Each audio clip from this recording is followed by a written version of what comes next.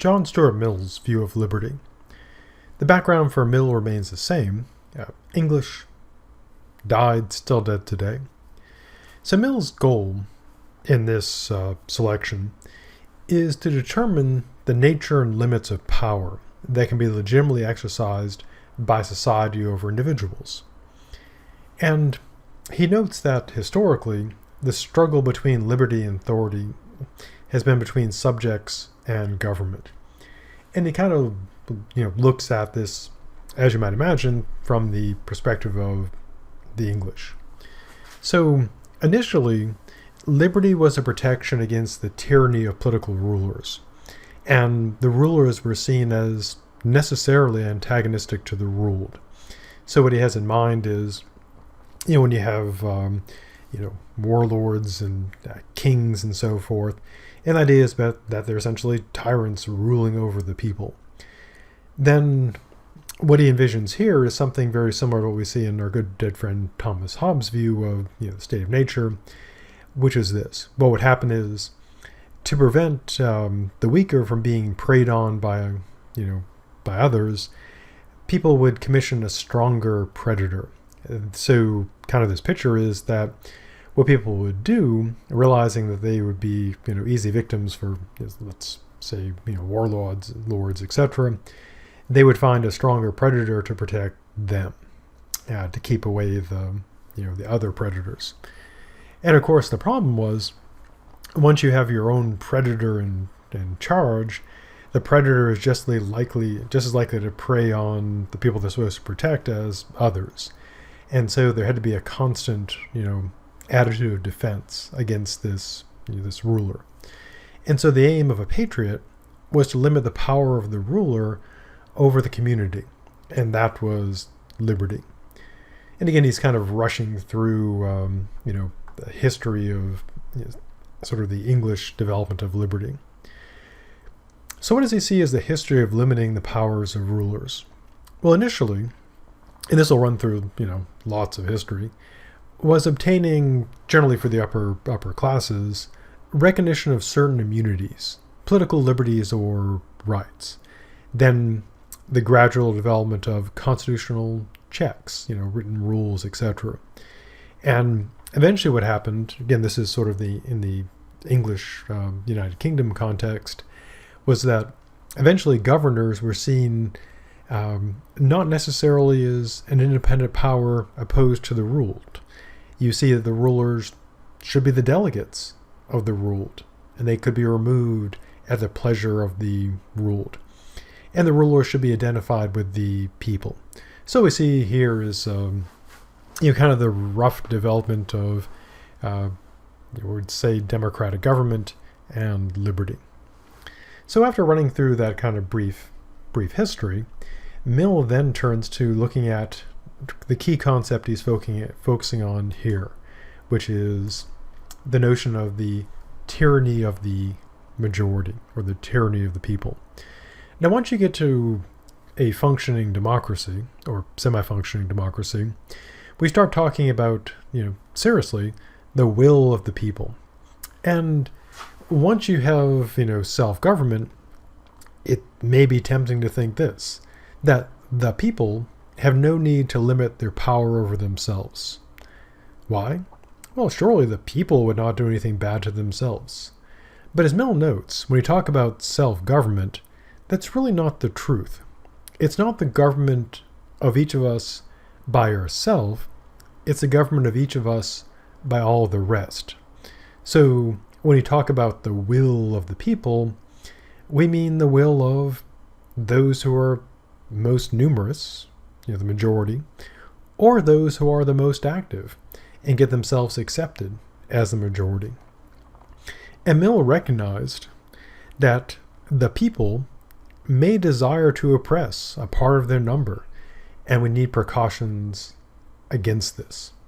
And he called this danger the tyranny of the majority, because he believed that we need protection against not just the tyranny of the magistrate, the tyranny of the rulers, but also protection against ourselves, against the tyranny of prevailing opinion and feeling.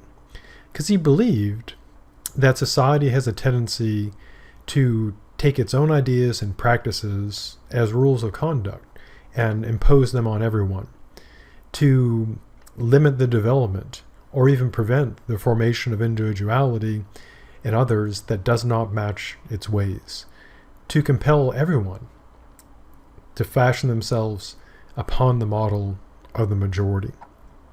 And so this is a very important concept, the notion that there can be a tyranny of the majority just as oppressive as a tyranny of a state. Now, Mill was obviously not the first person to hit on the idea that people can oppress each other, but he is credited for developing this concept. And many thinkers see him as sort of doing some, to use a computer metaphor, program metaphor, doing some patches for Locke's theory. So, what does he think about how free we should be? Because one of the key questions about liberty is this: how far, collectively, do we have a right to interfere with the freedom of individuals? In other words, to what degree can we interfere with you? Or what degree can everyone else interfere with me? And Mill thinks there's a clear limit to this.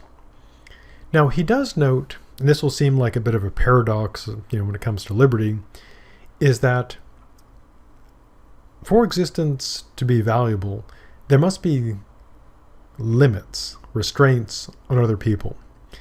And some of these limits must be imposed by law, some by opinion, that ones that aren't fit for law. And what these limits are is a primary question for us. Now, the paradox that might have seemed to appear here is this: that there have to be limits on how free we can be, that other people have to be limited in this. And this may seem like a paradox, something like from George Orwell's 1984, that freedom is limit. But Mill is right about this. And the reason why is this: in order for me or you or anyone to have certain freedoms, that means other people have to be restricted in limiting our freedoms. So, for example, in order for you to be free to express yourself, someone has to be limited in terms of silencing you. In order for you to have ownership of, say, your phone or laptop or car, that means that other people must be restricted or limited in taking that from you. So it may seem like a paradox that freedom requires limiting freedom, but it's actually true in a non-paradoxical way. So how do we sort out what these rules should be? And Mill again regards this as an important question. He says, and I think correctly, that most people tend to regard their own rules as self-evident and self-justifying, and that they're usually guided by the idea that everyone should act as they want other people to act, to do what they want them to do, and to not do what they don't want them to do. And so Mill notes that, for the most part, the morality of a country comes from class interests and the feelings of superiority from the ascendant classes. So basically those who are in charge, lay out the morality. And he says servility towards the preferences or aversions of the masters and gods. And also, of course, the likings and dislikings of society, or at least a powerful portion, mainly determine the rules of law or opinion.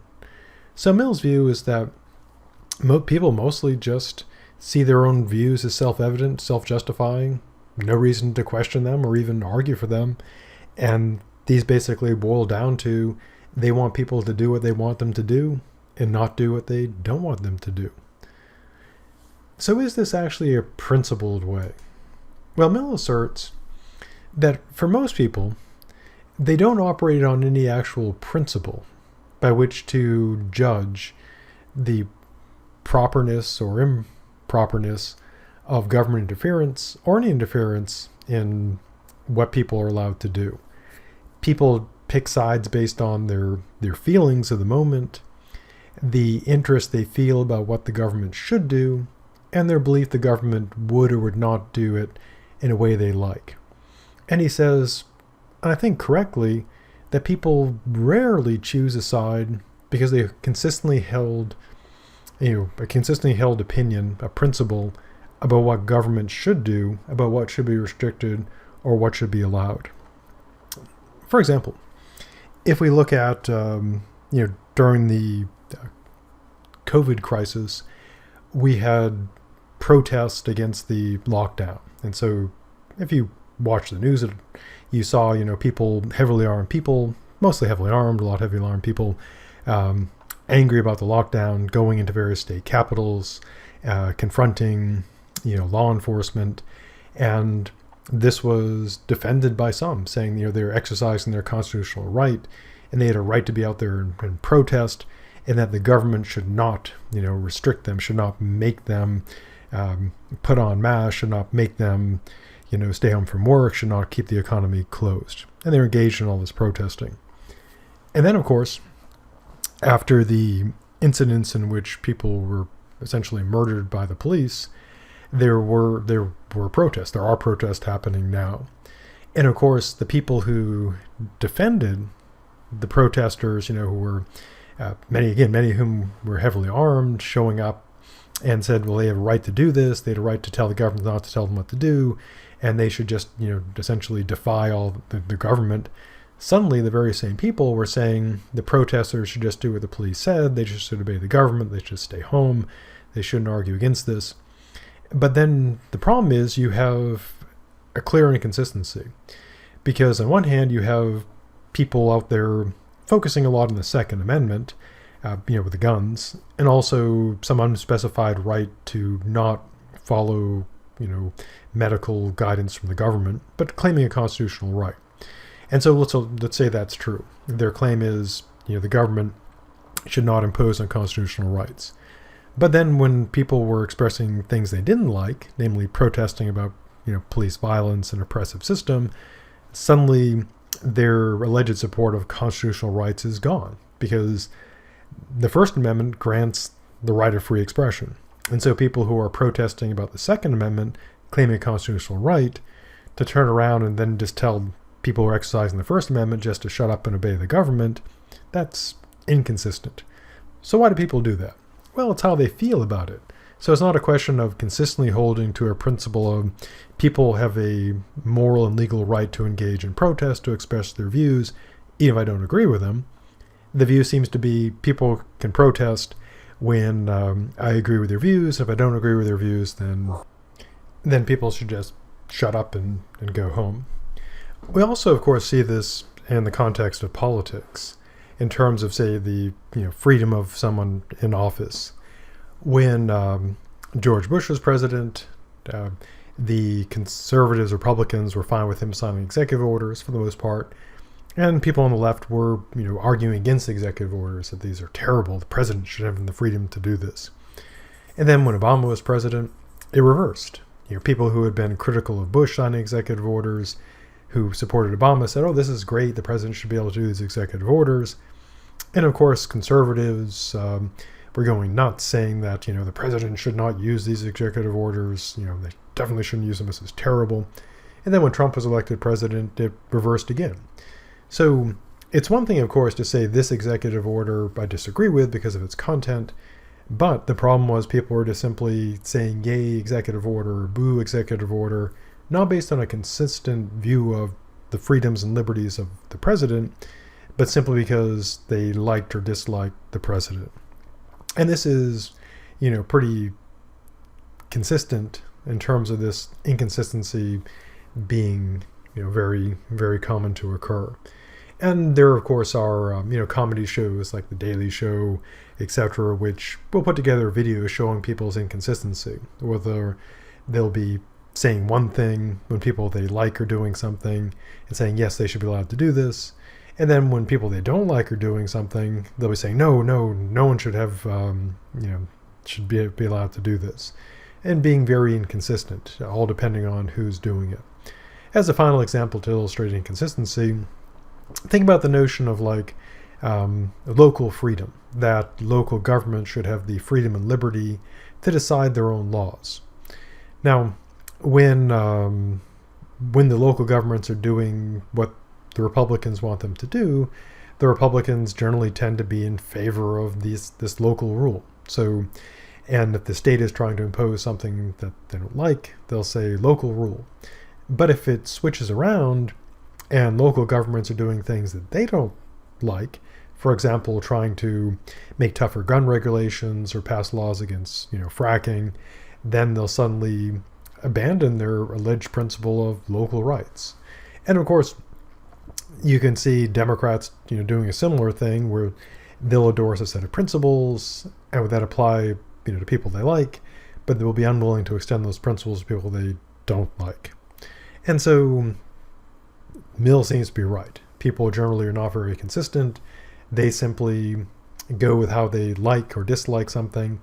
And a lot depends on whether they like the people, exercising this freedom or dislike them, as opposed to a consistent view about freedom. So why would it matter?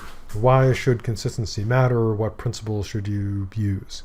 Now, a person could, of course, argue, which Mill doesn't, obviously enough, that this is just fine. That people should just espouse a principle and then just violate it whenever they, their sentiments, go against it.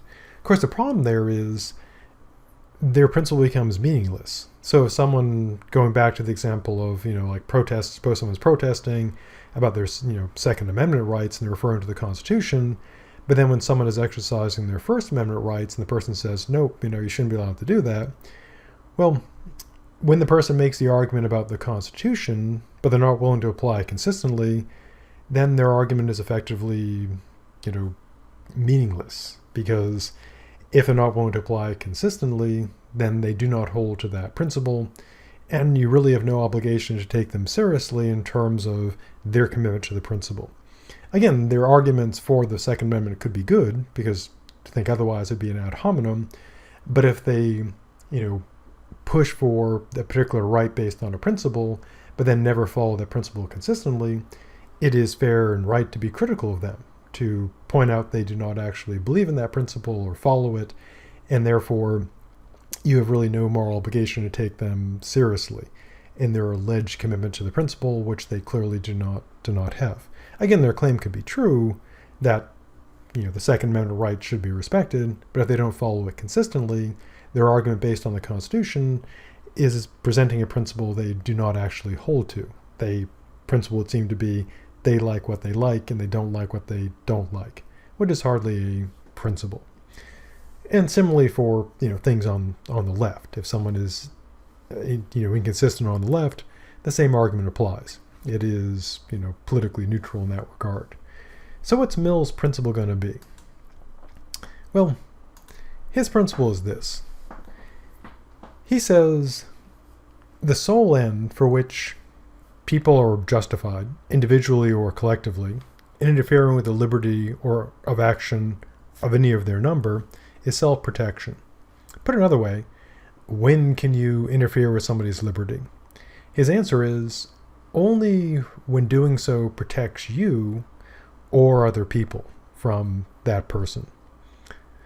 So the only purpose for which power can be rightfully exercised over any member of a civilized community against their will is to prevent harm to others.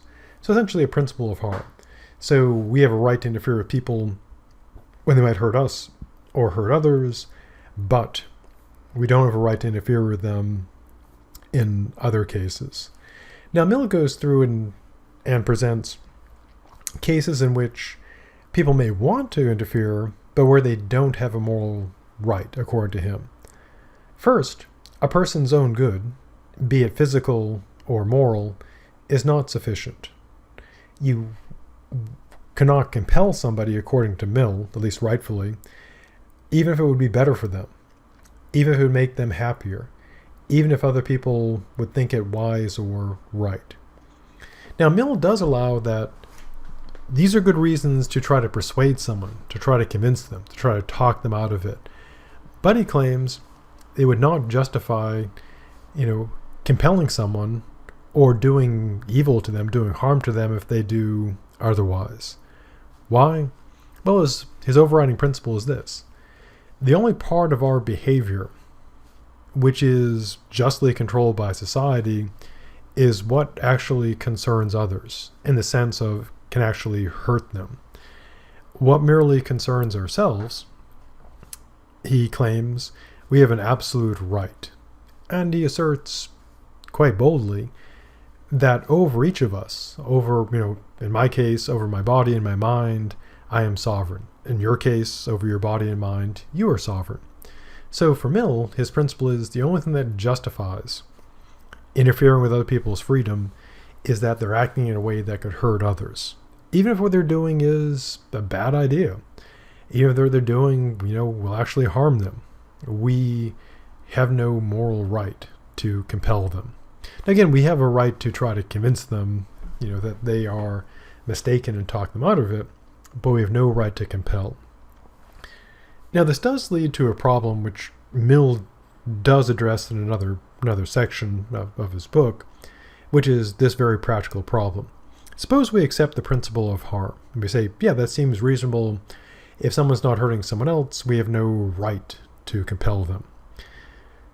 So then, how do we sort out where the harm ends? Now, one thing that people often do argue is they claim they're offended or threatened by someone's behavior. Now, in some cases, this can be pretty clear. If someone's pointing a gun at someone or swinging a knife at them, then we could say, yeah, clearly a threat. That clearly is dangerous. But what if someone is merely presenting ideas that someone may find uncomfortable, they might find disturbing? Not directly threatening, but ideas they might consider upsetting. Do people have a right not to be offended or threatened, again, not in a physical way, but presented with challenging ideas about things that might upset their basic beliefs? Which does raise a good question about, is that actually a harm that warrants interfering? And as you might imagine, there's quite a bit of debate among people who think about this stuff about what counts as actual harm in terms of expressing ideas, speech, etc. Then there are, of course, also cases where the harm is kind of indirect. For example, one of the big debates about healthcare in the U.S., among many, is whether people should be compelled to have insurance, health insurance. Now, one argument for why people should have this is actually originally a conservative argument. It's a responsibility argument. So suppose I say I shouldn't have to have, health insurance, because why should other people, impose on me and make it so I have to buy health insurance? And you might say, well, yeah, that seems reasonable. A person doesn't want health insurance. The state shouldn't make him buy it. However, what happens if I'm out running without insurance and I get, hit and run? Someone runs into me and, busts me up pretty bad, takes me to the hospital. And, I get there, I have a huge medical bill, but I got no insurance. I can't pay it. So what happens? Well, of course, the hospital tries to squeeze as much money out of me as possible, but if I have no money to squeeze out of me, they're not going to get that.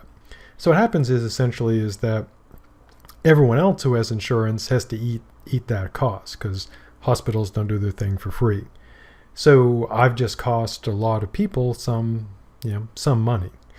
And if I, keep doing this without insurance, keep getting hurt and keep racking up bills, they can't refuse me, because, there's actually a law that was passed in the 80s that means they can't turn me away for emergency services.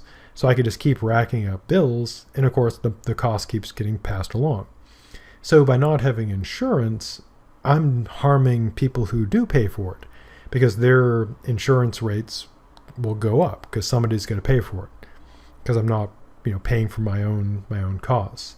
And so it could be argued in that case, I shouldn't have the freedom to go without insurance if the hospitals have to patch me up. Now, of course, one counter to this would be to say, well, if you don't have insurance, you get crippled, or injured or otherwise, ill, you're just out of luck. If you get hit by a car and your legs are busted, they check to see if you have money. If not, they just kind of like push you off into the street, which would be an option, but would be, pretty horrible. Another example that kind of relates to this first one is wearing a helmet when riding a motorcycle. Back when I used to have a little Yamaha, I always wore a helmet because I understood, physics and physiology about how, hitting a road at high speed works, and also how objects hitting my head at high speeds can work. And it paid off pretty well because I found out that the visor of my helmet would stop a nail coming off a truck, which would have gone right into my eye. Also, those really big dragonflies, they're orange on the inside. And if you hit your head on the road, your helmet will take a lot of that damage. So big fan of helmets. But some people say, I got to be free. I got to be feeling the breeze in my hair and the bugs in my teeth and the nails in my eyes. Got to be free. I can't be held down, by the oppression of the people who want me to wear a helmet. Well, a person could argue, only they're going to be hurt. However, the problem obviously, again, is this. If the person doesn't wear a helmet and they get busted up, someone's got to pay for that. Now, again, you could do a situation where people, get a special, card that says, I agree that I'm not going to, I'm not going to wear a helmet, so I'm not going to have insurance. So if I get, wrecked, just, push my corpse off into the ditch for the, the vultures and, road critters to eat.